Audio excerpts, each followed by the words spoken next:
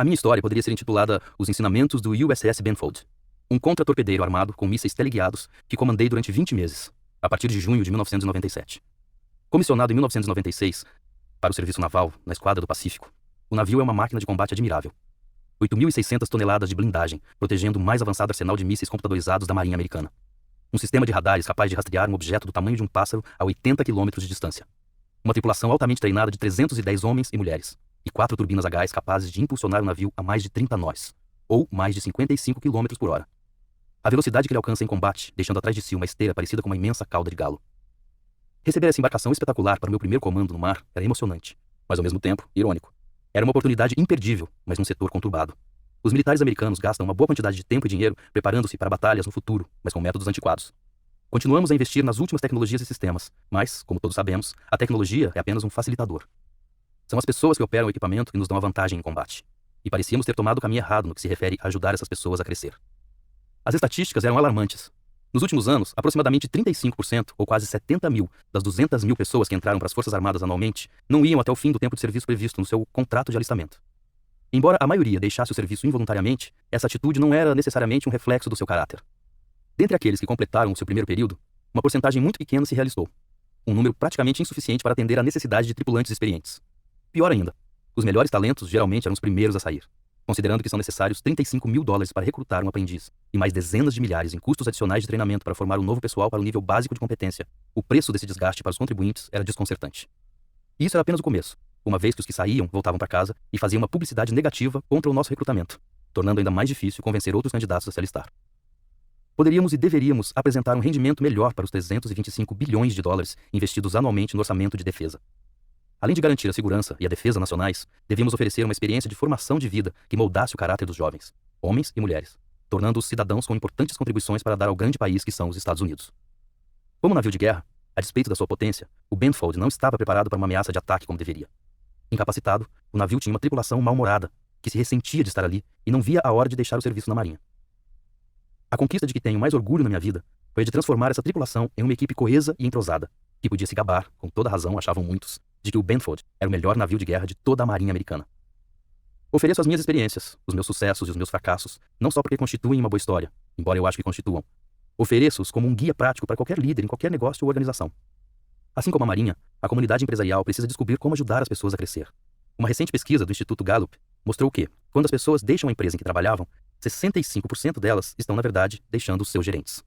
O que se aplica à Marinha também vale para os negócios. Os líderes estão cometendo falhas, e os custos são assustadores. Estimativas conservadoras calculam o custo de perder um funcionário treinado em 1,5 vezes o salário anual do funcionário demissionário, conforme avaliado pela perda de produtividade e pelos custos de recrutamento e treinamento para a respectiva substituição. O que todos os líderes têm em comum é o desafio de obter o máximo da sua equipe. E isso depende de 3 variáveis: as necessidades dos líderes, o clima na organização e a competência potencial da equipe.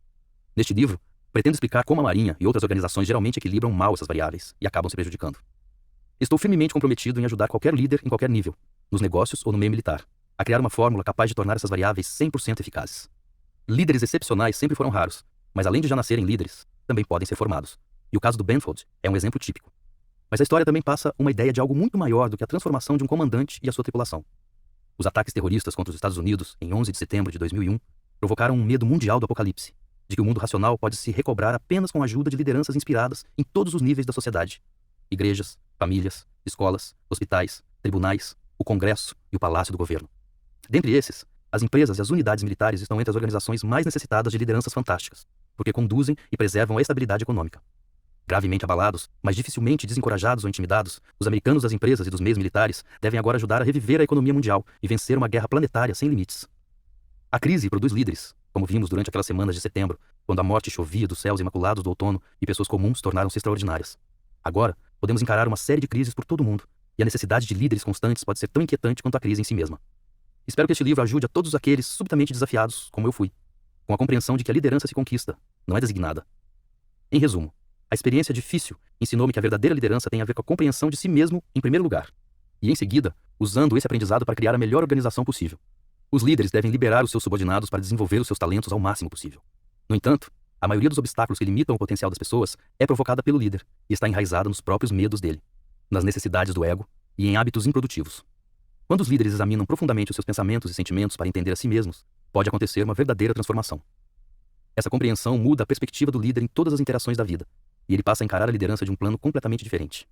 Como consequência, as escolhas do líder serão diferentes daquelas que ele fez quando estava cego pelo medo, pelo ego e pelo hábito. Mais importante ainda, os outros começam a vê-lo como uma pessoa mais autêntica, o que por sua vez reforça o novo comportamento. Isso pode melhorar enormemente a maneira como as pessoas reagem aos seus líderes e torna mais provável a sua lealdade à fonte de gratificação. O meu navio, a sua empresa, os seus colegas, a cultura que lhes dá um sentido e um objetivo à vida. Sem dúvida, a sua organização tem uma meta pragmática e obviamente não foi criada para ser um retiro terapêutico. A tarefa do meu navio era a guerra. O objetivo da sua empresa é o lucro. Mas não conseguimos nada mandando as pessoas agirem do modo como queremos. Mesmo que isso traga benefícios a curto prazo, as consequências talvez resultem devastadoras. A minha experiência demonstrou que ajudar as pessoas a realizar o seu pleno potencial pode levá-las a atingir metas que seriam impossíveis de alcançar sob o método de comando e controle. Embora a economia estivesse crescendo em larga escala, acenando com empregos de alta tecnologia para os jovens qualificados, a Marinha aceitava milhares de jovens que pareciam estar longe de participar da prosperidade do país. Nosso trabalho era transformá-los em especialistas em alta tecnologia, operadores mestres de navios de guerra do mais alto nível, que custavam bilhões de dólares. Mais do que tudo, precisávamos moldá-los em homens e mulheres confiantes, plenamente capazes de servir ao seu país em momentos de perigo e em lugares desconhecidos. Fizemos tudo isso, jogando com os mesmos trunfos com que o meu predecessor contou. Não demitimos nem substituímos ninguém. Aproveitamos o potencial que nunca havia sido reconhecido. Esse sucesso impressionante do Benfold não é necessariamente um testamento deixado à Marinha Americana, que ainda conta com uma gama muito variada de líderes, mas antes um testemunho do método que descobri e um legado aos meus companheiros de navio, que mais do que justificaram a minha fé e a minha confiança neles. Nos capítulos a seguir, procuro detalhar as ideias e as técnicas que usei para ganhar a confiança dos meus marinheiros. E, finalmente, o seu compromisso entusiástico em relação à nossa meta, conjunta, de tornar o nosso navio o melhor da esquadra. Este livro narra episódios da viagem de 2 anos do Benfold através de águas não cartografadas da liderança, e é organizado em torno das lições que eu aprendi. Cada uma delas ganhou um capítulo separado. Liderar pelo exemplo, ouvir com o máximo de atenção, compartilhar o objetivo e o sentido, criar um clima de confiança, buscar resultados, não elogios, assumir riscos calculados, ir além do procedimento padrão, desenvolver a confiança do pessoal, estimular a união e melhorar a qualidade de vida do pessoal o máximo possível. Na Escola Naval, estudamos a história dos legendários líderes militares, de Alexandre o Grande a Dwight de Eisenhower. Mas eu sentia que faltava alguma coisa nesses perfis. Os biógrafos enumeravam as vitórias e os gestos históricos, mas os meus anos na Marinha me ensinaram que a arte da liderança reside em coisas simples. Atitudes baseadas no bom senso asseguram o moral elevado e aumentam as possibilidades de vitória. Os líderes devem estar dispostos a colocar o desempenho do navio adiante do seu ego, o que para algumas pessoas pode ser mais difícil do que para outras. O estilo de comando e controle está longe de ser o mais eficaz no sentido de aproveitar a inteligência e as habilidades das pessoas. Ao contrário, descobri que quanto mais eu abria mão do controle, mais comando eu tinha. No começo, as pessoas continuavam a pedir permissão para fazer as coisas. No fim, eu disse à tripulação: este barco é seu. Vocês são responsáveis por ele. Tomem uma decisão e vejam o que acontece. Daí o lema do Benfold passou a ser: este barco também é seu. Todo marinheiro sentia que o Benfold era sua própria responsabilidade. Mostre-me uma organização em que os funcionários sentem-se como donos e eu lhe mostro uma empresa melhor que a concorrência. Os comandantes precisam ver o navio do ponto de vista da tripulação. Eles precisam facilitar a expressão e a exposição de ideias para os tripulantes e recompensá-los por isso. É preciso descobrir como e quando delegar responsabilidade. Assumir o comando compreendendo que podia seguir por um caminho ou por outro. Um seria não fazer nada por 2 anos, ficar quieto e assumir os riscos. Todos conhecemos almas frias, tímidas. Eu mesmo posso ter sido assim quando galgava postos na carreira. O maior problema da Marinha, é que se eu tivesse continuado dessa maneira e não feito nada por 2 anos, provavelmente ainda seria promovido. O caminho mais perigoso, pelo menos para minha carreira, seria chacoalhar tudo, balançar o barco para conseguir o verdadeiro desempenho excepcional que eu achava que precisava. E foi o que eu fiz. Quando cheguei ao Benfold, vinha de uma experiência de 16 anos em liderança na Marinha. E o que compreendi de repente foi que tinha o poder de fazer isso o tempo todo. Só que nunca me senti suficientemente confiante para tanto. Nos negócios, como na Marinha, existe o consenso de que eles não querem que as regras sejam questionadas ou desafiadas. Para os funcionários, eles são os gerentes. Para os gerentes, eles são a diretoria. Trabalhei muito para convencer a minha tripulação de que eu queria que as regras fossem questionadas e desafiadas, e que eles éramos nós. Uma das maneiras pelas quais demonstrei o meu empenho foi questionando e desafiando as regras perante os meus chefes. No final, tanto os chefes quanto a minha tripulação me escutaram. Como consegui seguir em frente com este método na hierarquia notoriamente rígida da Marinha? Uma resposta é que a Marinha tinha tantos problemas que os superiores estavam desesperados o bastante para dar espaço às pessoas para experimentar coisas novas.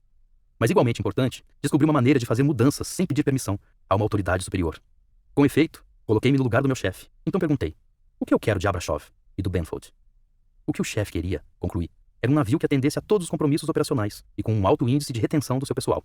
Pensei que, se pudesse conseguir essas coisas, o meu chefe me deixaria em paz. Ele se concentraria em outros navios que não estivessem obtendo os mesmos resultados. Também tomei o cuidado de agir da maneira menos temerária possível.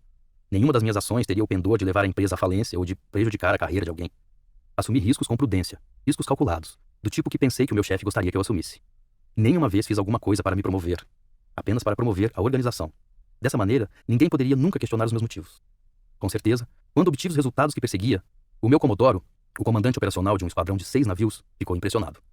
Ele começou a enviar os outros comandantes ao Benfold para que descobrissem o que estávamos fazendo e pudessem implementar o mesmo nos seus navios. Os resultados melhoraram o negócio e o meu Comodoro recebeu crédito. Então, os riscos foram claramente do interesse dele. Essa é a única maneira de fazer acontecer coisas boas na sua empresa. Muitas pessoas acham que correr riscos é uma maneira segura de colocar a carreira em perigo. Mas essa sensatez convencional não é uma maneira de ajudar a organização a continuar viva e forte. As organizações deveriam recompensar aqueles que correm riscos, mesmo se falharem de vez em quando. Deixem-nos saber que as promoções e a glória vão para os inovadores e pioneiros, não aos acomodados que temem a controvérsia e evitam tentar melhorar alguma coisa. Para mim, esse é o segredo de manter uma organização jovem, viva, crescendo e bem-sucedida. A estagnação, o estado de impotência, é a morte para qualquer organização. Evoluir ou morrer. Essa é a lei da vida. As regras que faziam sentido quando foram escritas podem muito bem estar obsoletas. Se for esse o caso, acabe com elas também. É claro que tentar algo novo nunca é fácil. Antes de mais nada, não existe nenhum precedente para orientar você. Mas isso pode ser uma coisa muito boa. Proferi a minha primeira palestra numa conferência de 2 dias patrocinada pela revista Fast Company, para 600 pessoas. Comigo estavam Dee Hook, fundador da Visa Internacional, e Tom Peters, talvez mais conhecido pelo seu livro In Search of Excellence. Depois que falei sobre o Benfold, as perguntas começaram, e eu tremi no íntimo. A pior foi: que tipo de critério de avaliação você usou quando estava determinado onde queria chegar? Fiquei ali parado, como um gato diante dos faróis de um carro. Eu estava com tanta pressa de mudar a maneira como trabalhávamos, que deixei de lado o conhecimento empresarial convencional sobre como implementar as mudanças. O público tentou abafar as risadas. Mais tarde, telefonei para minha irmã Connie, que tinha o grau de MBA e trabalhava para importantes instituições financeiras em todo o país. Ela disse que a comissão gestora sempre quer ver o sistema de avaliação antes de permitir que você ponha em prática novas ideias. Considerando, por definição, que as novas ideias não têm instrumentos de avaliação, o resultado é que as grandes ideias tendem a ser natimortas nas maiores empresas da atualidade. Eu simplesmente sabia como o Benfold estava quando cheguei, e geralmente visualizava onde queria que chegássemos a partir dali. Se tivesse sido forçado a mapear o curso definido pelos instrumentos de avaliação, a criatividade que inspiramos e as mudanças que conseguimos provavelmente não teriam acontecido. Ainda assim, sem os instrumentos de avaliação, como eu poderia decidir se algo novo era uma boa ideia? Não havia garantias. A vida nem sempre é segura, e muitas vezes de ações bem intencionadas resultam consequências não intencionais. No geral, contudo, decidi que em tudo que eu fazia, o meu padrão deveria ser simplesmente a sensação que eu tinha de que se tratava da coisa certa a fazer. Você nunca vai errar se fizer a coisa certa. Como você define a coisa certa? Conforme observou o juiz da Suprema Corte Americana, Poulter Stewart, em relação à pornografia. Você sabe quando você vê. Se parece certo, tem o cheiro certo, o gosto certo. É quase certo que seja a coisa certa. E você estará no caminho certo. Se isso não parece muito profundo e sofisticado, na marinha, nos negócios e na vida, realmente é tão simples assim. Espero e acredito que este livro possa ajudar os líderes de empresas, tanto grandes quanto pequenas, a compreender que eles têm o potencial de ser líderes fenomenais, simplesmente como aconteceu comigo por muitos anos antes de me decidir a usá-lo. Oxalá a minha história ajude você a desenvolver a sua confiança. Embora um contra-torpedeiro armado com mísseis teleguiados não seja a Procter & Gamble, as políticas de gestão antiquadas da Marinha não são tão diferentes das que ainda governam muitas corporações. Como líder, você pode mudar o seu pedaço do mundo, assim como eu fui capaz de mudar o meu. O barco também é seu. Capítulo 1. Assuma o comando. A primeira vez que me dei conta do tamanho da tarefa que eu tinha em mãos foi às 13 horas e 21 minutos de 20 de junho de 1997, depois que formalmente assumi o comando do USS Benfold. Quando um navio da Marinha Americana muda de mãos, toda a rotina de trabalho para 2 semanas antes do evento. A tripulação pinta o navio de cima a baixo, monta um grande toldo no convés de voo, distribui cadeiras para os dignitários e estende um tapete vermelho para o almirante, que profere o discurso sobre o notável desempenho do comandante que deixa o navio. Segue-se uma recepção. Ondas de bom sentimento saturam o acontecimento, enquanto o comandante que sai é despedido com um apito para a terra firme. O meu predecessor estava acompanhado da família quando deixou o navio. E no momento em que o sistema de alto-falantes anunciou para o público a partida dele, uma parte considerável da tripulação não parecia desapontada em vê-lo ir embora. Ainda sinto no rosto o rubor da vergonha quando me recordo de como alguns tripulantes não lhe renderam uma despedida respeitosa. Sinceramente, o meu primeiro pensamento enquanto assistia esse espetáculo teve a ver comigo mesmo. Como eu poderia assegurar que a minha partida não fosse recebida com alívio quando eu finalmente deixasse o navio dali a 2 anos? Assumia o comando de uma tripulação muito difícil, que não chegava exatamente a adorar seu comandante. A tripulação, pensei, provavelmente não gostaria de mim, não fosse por outra razão, simplesmente porque eu representava uma autoridade antiquada e talvez obsoleta. Tudo bem quanto a isso. Ser querido não costuma estar entre as qualificações exigidas para o cargo de comandante de um navio da Marinha. O que é essencial é ser respeitado, digno de confiança e eficaz. Presenciando aquelas grosserias, compreendi que tinha um longo caminho pela frente antes de assumir realmente o comando do Benfold. Com certeza, eu precisava oferecer um novo modelo de liderança, adaptado a uma nova era. E essa recepção constrangedora deixou claro para mim o quanto exatamente mudar o ambiente de trabalho nos meios militares, tanto como na vida civil. Antigamente, os funcionários não se sentiam tão livres para dizer ao chefe o que pensavam dele. Depois de um grande desenvolvimento econômico, as pessoas não tinham mais medo de perder o emprego. Outros empregos esperavam por elas. Até mesmo pessoas modestamente qualificadas mudavam de uma empresa para outra em busca de um cargo perfeito de que acreditavam ser plenamente merecedoras. Independentemente de como a economia evoluísse, era um desafio para os líderes do século XXI a maneira como atrair e manter não só os trabalhadores, mas os melhores trabalhadores. E mais importante ainda, como motivá-los de modo que colaborassem com paixão, energia e entusiasmo. No entanto, são muito poucas pessoas que aparecem com ideias, habilidades e iniciativa. O eterno desafio do mundo real é ajudar as pessoas menos talentosas a transcender as suas limitações. Ponderando tudo isso no contexto do meu posto como o novo comandante do Benfold, li alguns estudos sobre demissões voluntárias, entrevistas conduzidas por militares para descobrir por que as pessoas se demitiam. Eu pensava que a baixa remuneração fosse o principal motivo das baixas, mas esse motivo, na verdade, era o quinto. O motivo principal era não ser tratado com respeito ou dignidade. O segundo, ser impedido de exercer alguma influência importante na organização. O terceiro, não lhes darem atenção. E quarto, não serem recompensados com mais responsabilidade. Nem é preciso dizer que essa leitura me abriu os olhos. Um outro relatório sobre o mundo civil revelava um paralelo inesperado. De acordo com uma pesquisa recente, a baixa remuneração também era o motivo número 5 na lista de motivos pelos quais os funcionários de empresas privadas saltavam de uma empresa para outra. E os 4 motivos principais eram praticamente os mesmos que entre os militares. A conclusão inevitável era que, como líderes, estávamos todos cometendo os mesmos tipos de erro. Uma vez que o comandante do navio não pode dar aumento de salário, muito menos opções de participação nos lucros, decidi que, durante os meus 2 anos no comando do Benfold, eu procuraria me concentrar em resolver a questão dos 4 pontos de insatisfação entre os marinheiros. O meu princípio organizacional era simples. O segredo para ser um comandante bem-sucedido é ver o navio pelos olhos da tripulação. Só então seria possível descobrir o que estava realmente errado e, com isso, ajudar os marinheiros a ganhar mais responsabilidades para consertar o que houvesse de errado. Um princípio simples, sim, mas do tipo que a marinha aplaude na teoria e rejeita na prática. Os oficiais são encarregados de delegar autoridade e dar autonomia aos subordinados, mas na realidade, espera-se que nunca pronunciem as palavras "eu não sei". Por isso, eles vivem num constante estado de alerta, cuidando de saber todos os detalhes que envolvem o grupo. Em resumo, o sistema recompensa a microgerência, ou seja, o controle ou atenção excessivos aos detalhes, por parte dos superiores, ao custo da autonomia dos que estão nas hierarquias inferiores. Isso é compreensível, considerando a antiga insistência entre os militares pela obediência em face do caos, o que é essencial em batalha. Antes de mais nada, os subordinados podem desconsiderar a responsabilidade, raciocinando que os seus gerentes são pagos para levar a culpa. Um navio comandado por um microgerente com a sua hierarquia de submicrogerentes não é um terreno fértil para a iniciativa individual. E eu visava a 310 pessoas dispostas a tomar iniciativas. Uma tripulação pronta, capaz e ansiosa por transformar o Benfold no navio mais qualificado da esquadra. O que eu queria, de fato, era uma tripulação que guardasse ao menos uma mínima semelhança com aquele homem a cuja memória o navio era consagrado, Edward C. Benfold. Um militar do serviço médico que morreu em combate aos 21 anos de idade enquanto atendia a 2 fuzileiros navais feridos num abrigo individual durante a Guerra da Coreia. Quando diversos soldados inimigos se aproximaram do abrigo, lançando granadas dentro dele, Benfold pegou as granadas e atirou-se sobre o inimigo, matando-os e a si mesmo no processo. Ele foi condecorado póstumamente com a Medalha de Honra do Congresso. Casualmente, ele era da pequena cidade de Audubon, Nova Jersey, que tinha 2 outros detentores da Medalha de Honra também, o que a tornou a cidade com o maior índice per capita de medalhas de honra dos Estados Unidos. Eu queria que a minha tripulação exibisse a coragem e a disposição de lutar de Edward Benfold. Não tínhamos nenhum outro curso a seguir a não ser para o alto. Ainda assim, para o alto não é um rumo fácil. Desafia a gravidade, tanto cultural quanto física. Então, a história de Benfold dificilmente seria um hino em louvor ao nosso sucesso absoluto em converter os incrédulos. O nosso foi um caminho duro de percorrer. A princípio, o meu estilo de trabalho, diferente do convencional, inspirou medo e abalou o senso de autoridade com que o navio ficara marcado. Mas, em vez de inquirir constantemente os tripulantes com a suposição de que poriam tudo a perder, presumi que o seu desejo era de fazer bem as coisas e ser os melhores em tudo que fizessem. Eu queria que todo mundo se envolvesse na causa comum de produzir o melhor navio da esquadra do Pacífico. E por que parar por ali? Vamos de uma vez ser o melhor navio de guerra de toda a marinha, decidi.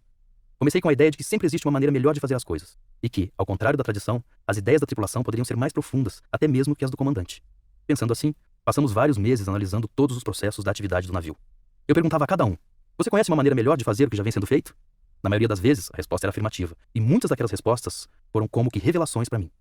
O meu segundo pressuposto era que o segredo de fazer a mudança durar residia em implementar processos que as pessoas gostassem de executar. Com essa finalidade, concentrei os meus esforços de liderança em encorajar as pessoas não só a encontrar maneiras melhores de realizar as suas tarefas, como também de encontrar prazer em fazê-las. E algumas vezes, na verdade, uma porção de vezes, eu encorajei os meus marinheiros a descobrir o prazer apenas pelo prazer. As medidas modestas têm vida longa. Na nossa base em San Diego, por exemplo, decidi parar de oferecer à tripulação as refeições convencionais da marinha. Em vez disso, investi o orçamento de alimentação do navio na compra de produtos civis de qualidade, que além de ser mais baratos, eram mais saborosos. Mandei alguns dos nossos cozinheiros a escolas de culinária. O que eles aprenderam transformou o Benfold no lugar favorito de almoço entre todos os marinheiros de San Diego. Além disso, os nossos vídeos de música, cortesia da tecnologia de camuflagem invisível, eram um sucesso. Todos ouvíramos falar dos bombardeiros invisíveis. Por isso, construímos navios usando características de camuflagem invisível, para minimizar a nossa assinatura no radar, de modo que o inimigo não pudesse nos localizar com facilidade. Por meio de uma variedade de ângulos nos convéses e de materiais para a absorção do sinal de radar no casco, um feixe de radar inimigo era defletido ou absorvido. Em consequência disso, um contra-torpedeiro de 8.600 toneladas, com mais de 150 metros de comprimento, não emitiria ao inimigo um sinal maior do que o de um barco de pesca. A superestrutura angulosa que a tecnologia de camuflagem invisível determinara para a parte traseira do Benfold assemelhava-se à tela de um antigo cinema de drive-in. Então, um dos meus mais habilidosos marinheiros criou um entretenimento ao ar livre, projetando vídeos de música naquela superfície, a que as tripulações podiam assistir, por exemplo, nos períodos de reabastecimento do navio. Os espetáculos despertaram alguns comentários velados por toda a esquadra, mas ao mesmo tempo aliviaram o nosso desgaste numa tarefa entediante e algumas vezes perigosa, como é o reabastecimento no mar. Prevendo passar 35 intermináveis dias de outono no sufocante Golfo Pérsico, compramos um barco salva-vidas cheio de morangas, um fruto que não se encontra no Oriente Médio. O nosso oficial rancheiro tomara essa iniciativa, e eu pensei que seria microgerência da minha parte pedir-lhe uma explicação. Depois de consumirmos uma dose excessiva de tortas de abóbora, distribuímos parte das abóboras não utilizadas para uma competição de lanternas de cascas de abóbora recortadas. As inovações nem sempre foram todas tão divertidas. Durante o trajeto de San Diego ao Golfo Pérsico, por exemplo, a nossa primeira parada foi em Honolulu. O Benfold acompanhava 2 outros navios, o USS Gary e o USS Harry Dable Hill. Ambos comandados por oficiais mais antigos do que eu. O comandante operacional dos 3 navios era um Comodoro a bordo do Rio. Durante a viagem de 7 dias, realizamos exercícios e manobras. No 6º dia, era para detectarmos um submarino americano que se fazia passar por inimigo e evitá-lo. A tarefa do submarino, por sua vez, era encontrar e afundar o navio que levava o Comodoro a bordo. O comandante do Gary, embora fosse o responsável por esse exercício em especial, por causa da sua posição hierárquica superior, 3 dias antes do exercício ainda não havia anunciado nenhum plano, e eu farejei uma oportunidade. No jargão empresarial, poderíamos dizer que seria uma boa oportunidade para a tripulação do Benfold fazer disparar o valor das ações do navio no mercado. Convoquei o primeiro sargento operador de sonar à Câmara, juntamente com os oficiais pertinentes para servir de testemunhas, e determinei-lhes a tarefa de apresentar um plano inovador. Disse-lhes para se colocarem no lugar do comandante do submarino e descobrir o que ele faria, e então desenvolvessem uma estratégia para despistá-lo. Para surpresa de todos, incluindo a mim mesmo, eles criaram o plano mais criativo que eu jamais havia visto. Nós o apresentamos, mas tanto o Comodoro quanto o comandante do Gary o recusaram em favor de um plano de última hora baseado nas mesmas táticas que a Marinha usava desde a Segunda Guerra Mundial. Justo no momento em que, mais do que nunca, devemos parar de nos preparar para batalhas do passado e nos preparar para as novas. Quando soube da decisão deles, fiquei possesso, procurando ser o mais convincente possível. Quase de maneira respeitosa, discuti com eles no rádio de comunicação entre os navios. O rádio é um circuito seguro, mas também uma linha particular que qualquer marinheiro pode escutar, bastando para isso apertar o botão direito do comunicador, o que todos os meus marinheiros fizeram. Eles me ouviram questionar os meus chefes para experimentar algo novo e ousado. Fui informado, em termos não muito convincentes, de que usaríamos o plano do Gary. Requisitei uma resposta urgente pelo rádio, apelando da decisão. A tradição, mais as práticas operacionais antiquadas, acabaram vencendo a parada. Em consequência disso, o submarino afundou nós 3, sem muito esforço por parte da sua tripulação. Imagine o nosso desalento. Mas os meus marinheiros souberam que eu saíra à luta por eles. Eu não podia deixar por menos. Eles tinham feito o mesmo por mim, criando aquelas soluções inovadoras. No dia seguinte, estávamos escalados para entrar em Pearl Harbor. Os navios da Marinha tocavam a terra e partiram para o mar em data e hora correspondente ao posto dos seus comandantes. Outro monumento arcaico à tradição. Eu era o comandante mais moderno, portanto, o Benfold foi escalado para chegar por último, às 17 horas daquela tarde, e ser o primeiro a partir, às 7 horas da manhã seguinte, no rumo para Singapura. Uma vez que o exercício com o submarino, leia-se fiasco, acabara no começo da manhã, eu não via motivo para ficar derivando no mar à espera de que os outros navios entrassem antes de mim em Pearl, quando os meus marinheiros poderiam aproveitar um dia inteiro de folga em terra, uma vez que partiríamos de manhã cedo. Com a minha tripulação de novo ouvindo na linha particular, conversei com os outros comandantes pelo rádio e perguntei se dariam permissão para eu entrar antes deles. Nada disso, disseram eles. Siga os regulamentos, não crie problemas. Foi exatamente o que eu fiz quando liguei para o Comodoro, apesar das objeções deles, e pedi para entrar primeiro. O tom de voz do Comodoro não foi nada amigável. Ele também escutara a minha conversa com os outros comandantes. Me dê um bom motivo, sugeriu o Comodoro. Vamos economizar o dinheiro dos contribuintes se não ficarmos aqui fora parados, desperdiçando combustível. Além disso, temos uma peça do equipamento quebrada e quero consertá-la. E, finalmente, gostaria que a minha tripulação aproveitasse o dia na praia. Do meu ponto de vista, são 3 bons motivos. Comodoro limpou a garganta. Então, para surpresa de todos, concluiu. Permissão concedida. Era possível ouvir a risada dos meus marinheiros por todo o navio. Ligamos os 4 motores e entramos com a maior esteira pela boca do porto. Em velocidade máxima, pouco preocupados em economizar combustível. Conseguimos consertar o nosso equipamento e lá pelo meio-dia os meus marinheiros já se encaminhavam para o Waikiki e a curtição foi geral. Então foi aí que eles começaram a dizer: essa não é a marinha dos nossos pais. E foi aí que eu soube que tinha assumido o comando. Não apenas nominalmente, mas de verdade. Um marinheiro me disse que a tripulação pensava que eu me preocupava mais com o desempenho e com eles do que com a minha próxima promoção. Essa é a outra coisa que você precisa aprender sobre o seu pessoal. Eles são mais sensíveis do que você imagina. E sempre sabem qual é o resultado do jogo. Mesmo quando você não quer que saibam. Uma porção de marinheiros com que trabalhei vinham do degrau mais baixo da escada socioeconômica. Haviam sido criados em famílias desestruturadas em bairros problemáticos, onde o vício e os maus tratos eram a regra. Frequentaram escolas de baixo nível e tinham pouco, se é que tinham, do que eu considerava como um direito natural quando criança. Estabilidade, apoio, ajuda. Ainda assim, a despeito de toda a diversidade do fato de que nunca tiveram nenhum apoio na vida, eram alguns dos melhores cidadãos que jamais encontrei. Ao contrário deles, eu não precisava procurar muito para encontrar os meus heróis. Eu tinha alguns na minha própria família. E quanto mais envelhecia, mais eu gostava deles, e até mais os reverenciava. Os meus avós paternos vieram da Macedônia para os Estados Unidos em 1906 e estabeleceram-se em Mount Union, na Pensilvânia. O meu pai, um dentre 11 filhos, serviu na Segunda Guerra Mundial, assim como 3 irmãos dele. Nas primeiras horas da Batalha de Bilge, o meu tio Butch levou 7 balas no capacete, caiu no chão, dado como morto, e permaneceu ali estirado por 3 dias enquanto a batalha continuava. Quando os soldados voltaram para recolher os corpos, perceberam que ainda estava respirando. Ele se recuperou e morreu há apenas um ano, aos 88 anos de idade. O meu tio Carroll, um paraquedista do exército, saltou por trás das linhas inimigas na França ocupada numa missão bem-sucedida para coletar informações. O meu pai estava no exército, designado para a marinha mercante como operador de rádio. No quartel da marinha em Brooklyn, ele foi informado de que deveria escolher entre 2 navios. O primeiro era novo em folha, enquanto o segundo, uma velharia. Talvez porque simpatizasse sempre com os oprimidos, o meu pai escolheu o segundo. Os arquivos de registros do exército eram péssimos, e ele foi relacionado como se estivesse num navio novo. E em uma das suas primeiras viagens, foi posto a pique por um submarino alemão no Atlântico Norte. O departamento da guerra até chegou a notificar o meu avô de que meu pai fora morto em combate. O exército interrompeu o pagamento do soldo dele. Você pode imaginar a emoção que foi quando meu pai mandou uma carta para casa, e o pai dele soube que ele estava vivo. Provar para o exército que ele continuava vivo e exigir que retomassem o pagamento do soldo evocaram ainda mais emoções. Desde que eu era menino, meu pai contava suas histórias da guerra nos almoços de domingo. Nós escutávamos essas histórias tantas vezes que éramos capazes de contar o final de todas só de ouvir as primeiras palavras. Ainda assim, elas exerceram uma influência profunda sobre nós, e provavelmente maior do que o meu pai imaginava. A minha mãe também contribuiu para o esforço de guerra.